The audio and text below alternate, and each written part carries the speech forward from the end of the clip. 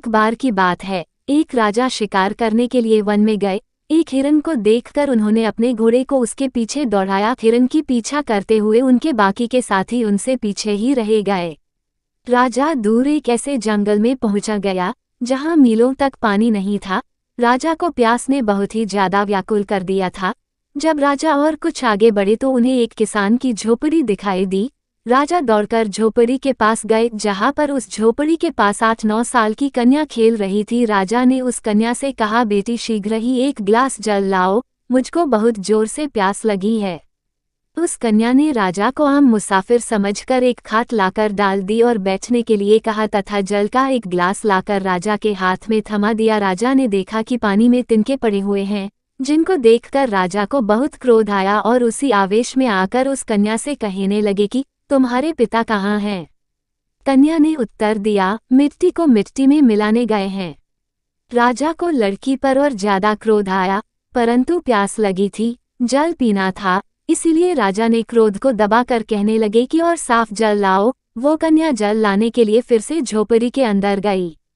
इतने में ही उस लड़की का पिता भी वहां आ गया। उसने तुरंत राजा को पहचान लिया और उसने प्रणाम किया राजा को और कहने लगा कि हुजूर, आप एक गरीब की झोपड़ी में कैसे पधारे? राजा कहने लगा कि मैं शिकार के लिए वन में आया था, अपने साथियों से बिछड़कर दूर आ गया हूँ। मुझे बहुत जोर की प्यास लगी थी। यहाँ तुम्हारी कन्या से मैंने जल मांगा, तब तुम्हारी कन्या जल में तिनके डालकर ले आई।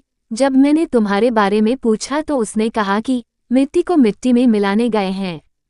कन्या के पिता कहने लगे, हुजूर, कन्या ने ठीक ही उत्तर दिया है। एक सज्जन के बच्चे की मौत हो गई थी, हम उसके शरीर को मिट्टी में दबाने गए थे। इतने में वो कन्या भी जल का ग्लास लेकर आ गई। किसान ने पूछा, बेटी, तुमने राजा को अच्छा जल क्यों नहीं दिया? कन्या ने उत्तर दिया, पिताजी, राजा धूप की तेजी में भागते हुए आए थे, सारे शरीर से पसीना छूट रहा था। यदि आते ही जल पिला दिया जाता तो वो जल गर्म और ठंडे की वजह से राजा को नुकसान हो सकता था। मैं इनके लिए मना तो नहीं कर सकी, परंतु जल में तिनके डाल लाई ताकि राजा कुछ समय तक जल न पी सकें। राजा कन्या की चतुरता को देखकर बहुत प्रसन्न हुए और अपने गले से बहुमूल्य हीरों का हार उस कन्या के गले में डाल दिए। उनको हमेशा हमेशा के लिए दरिद्रता के दुखों से छुड़ा दिए।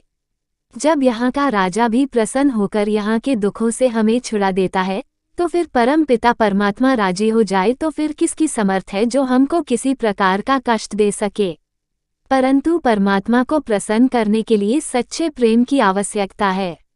अनेक जप, तप, योग, यज्ञ करने से परमात्मा में स्नेह नहीं हो सकता है। जिसने अपने मन और इंद्रियों को अपने वश में नहीं किया है, उसका किया हुआ जप, योग इत्यादि उस हाथी के स्नान के समान है, जो नदी में नहाने के बाद धूल को अपने सब अंगों पर डाल लेता है। दो बातों को कभी भूल मत, जो चाहे कल्याण। नारायण एक मौत को, दूजे श्री भगवान।